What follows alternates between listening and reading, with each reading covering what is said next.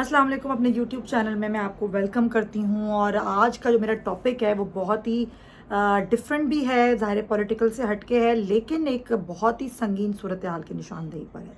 और वो ये कि आपको पता है कि सर्दियाँ आ रही हैं। वैसे तो सर्दियाँ आते ही मुल्क भर में जो एक गैस का बहरान होता है वो हमेशा होता है, लेकिन इस बार मैं आपको बताऊं कि जो गैस का बहरान है वो बहुत शदीद होने वाला है। और ना सिर्फ घरेलू सार्फिन बल्कि सनतों को भी बंद कर दिया गया है। और हज़ारों की तादाद में सनतें ना सिर्फ इससे पहले बंद हुई, बल्कि अब जो सनतों गैस नहीं मिलेगी दिसंबर में, तो सनतें लकड़ी और कोयले पर जो है वो लोगों ने चलाना शुरू कर दी हैं। एक बहुत बड़ी तादाद में लोग जो हैं वो अनएम्प्लॉयमेंट बढ़ रही है, लोग बेरोज़गार हो रहे हैं, लोगों को निकाला गया है नौकरियों से। सनतकार परेशान हैं और वो ये कह रहे हैं कि हम कितने और मज़ीद लोग निकालें, क्योंकि जब हमारे पास इंडस्ट्रीज चलाने के लिए गैस नहीं है, हुकूमत मदद नहीं कर रही है। बहुत सारे सॉल्यूशंस हैं जो कि सनतकार बहुत सालों से हुकूमत को दे रहे हैं, चाहे वो ये हुकूमत हो या तहरीक इंसाफ की। लेकिन मसला ये है कि हुकूमत हो चाहे कोई भी, और चाहे हो कोई भी सियासी जमात, वो हमेशा हम देखते हैं कि सियासत अपने लिए करते हैं, वोट मांगते आवाम से हैं, लेकिन आवाम के लिए कुछ नहीं किया जाता। ये सनतें अब देखें तो आप, मुल्क की रीढ़ की हड्डी होती हैं। जिस भी मुल्क में आप देखें, जब वो सनतों पर, अपनी इंडस्ट्रीज़ पर तवज्जो देते हैं तो वो मुल्क कहीं से कहीं पहुंच जाता है। इसकी सबसे बड़ी मिसाल है बांग्लादेश। बांग्लादेश जो कि ज़ाहिर बाद में बना, और बाद में एक ज़माने में हम कहा करते थे कि बांग्लादेश कुछ भी नहीं है। आज वही बांग्लादेश है जिसने अपनी सनतों पर तवज्जो दी। उसने समझा कि मईशत को बेहतर करेंगे, सनतों को बेहतर करेंगे, इंडस्ट्रीज़ पर जोर देंगे, इंडस्ट्रीज़ लगाएंगे तो मुल्क आगे बढ़ेगा। आज वही बांग्लादेश है जो हमसे इंडस्ट्रीज़ में, जो हमसे एक्सपोर्ट्स में बहुत आगे चला गया है।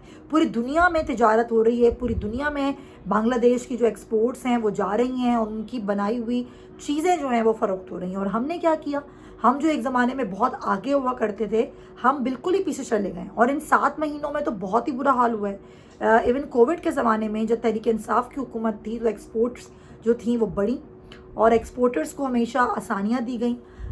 कोविड में जब पूरी दुनिया क्राइसिस से गुजर रही थी, तो उस वक्त सब्सिडी दी गई गैस में, बिजली के बिलों में, सनतकारों को, इंडस्ट्रीज़ को। लेकिन इस बार जो सूरत हाल हुई है वो ये हुई है कि RLNG के कोई मुआहदे नहीं हुए। इस बार बैनुल अक़वामी कंपनियों ने RLNG का कोई मुआहदा पाकिस्तान से नहीं किया, एक बिड भी फाइल नहीं हुई। उसकी वजह ये कि यूरोप, क्योंकि सबसे बड़ा ख़रीदार है RLNG का, और दुनिया को पता है कि जो पाकिस्तान है वो उस तरह अदायगियाँ नहीं कर सकता, क्योंकि हमारे पास तो कर्ज़ों की अदायगी करने के लिए पैसे नहीं हैं। तो हम RLNG कहाँ से ख़रीदेंगे? और जिस कीमतों पे RLNG मिल रही है वो डेफिनेटली वो यूरोप जो है वो पे कर रहा है, और उससे ज़्यादा में पे कर रहा है। और यूरोप एक बहुत बड़ा ख़रीदार है, जिसकी वजह से कोई भी कंपनी जो इंटरनेशनल मार्केट है वहाँ पर किसी किस्म का कोई मुआहदा पाकिस्तान का नहीं हुआ है।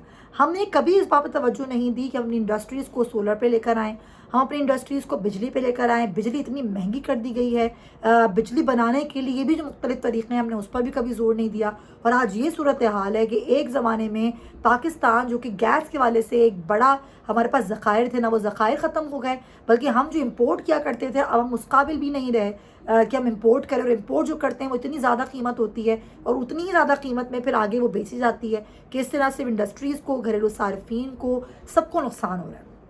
आज घरों में खाना पकाने के लिए गैस नहीं है, सनतों को चलाने के लिए गैस नहीं है, और इस तरफ किसी की तवज्जो भी नहीं है। ना ही इस पर कोई बात कर रहा है, ना ही आपको सोशल मीडिया पर, ना ही आपको टेलीविज़न पर उस तरीके से आपको बात करते हुए दिखाई देंगे लोग जिस तरीके से और सियासी मौज़ूआत पर गुफ्तगू करते हैं। लेकिन एक बहुत बड़ा संगीन मसला है, इस पर हुकूमत को चाहिए कि जो इंडस्ट्रियलिस्ट हैं वो इस पर वज़ीर आज़म से अपील भी उन्होंने की है, और वज़ीर आज़म हाउस से कोई जवाब नहीं आया। तो ये तवज्जो है और ये सीरियसनेस है कि जो एक आपकी रीढ़ की हड्डी है आपके मुल्क की इंडस्ट्रीज़, उस पर वो बंद हो रही हैं, लोग बेरोज़गार हो रहे हैं, आपकी एक्सपोर्ट्स ख़त्म हो रही हैं। लेकिन आपकी तवज्जो इस बात पर है किस तरीके से इमरान खान को किस केस में गंदा करना है, डालना है, क्या करना है। लेकिन आपने ये नहीं सोचा कि इंतखाबात आज नहीं तो कल होने हैं, तो आप किस मुंह से आवाम से वोट मांगेंगे, और किस मुंह से आवाम से आप कहेंगे कि आपने उनके लिए और उनकी फलाह बहबूद के लिए कोई काम किया है। तो खुदारा इस तरफ तवज्जो दीजिए। आज घरेलू सार्फिन भी परेशान है, आज सनतकार भी परेशान है, और सनतकारों से जुड़े हुए,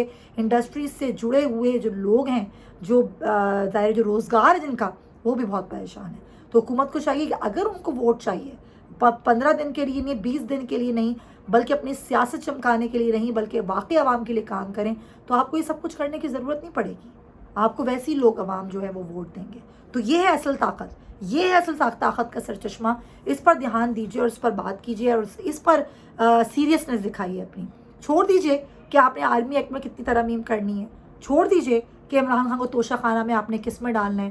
چھوڑ دیجیے اس چیز کو کہ عمران خان کے جلسے میں اور لانگ مارچ میں کتنے لوگ آ رہے ہیں کتنے نہیں. آپ توجہ عوام کے مسائل پر دیجیے. خود بخود عوام آپ کو ووٹ دے گی، لیکن نہیں، آپ نے توجہ اس پر دینی نہیں ہے کیونکہ آپ کا عوام سے کوئی غرض نہیں ہے. اگر آپ کو عوام سے کوئی غرض ہوتی تو 7 مہینے میں آپ کو کہیں نہ کہیں کوئی گروتھ نظر آتی. اعداد و شمار آپ کے سامنے ہیں.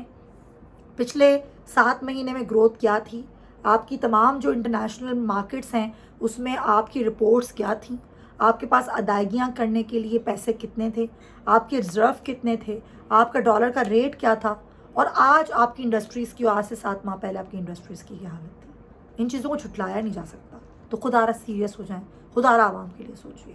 میری ویڈیو آپ کو اچھی لگی ہو، پسند آئی ہو تو لائک کیجیے گا، کامنٹ ضرور کیجیے گا، اور کامنٹ باکس میں مجھے بتائیے گا کہ آپ لوگ اور کس طرح کانٹینٹ جو ہے وہ ویڈیوز میں دیکھنا چاہتے ہیں. اور اپنا بہت خیال رکھیے گا، مجھے اپنی دعاؤں میں بہت یاد رکھیے گا. اللہ حافظ.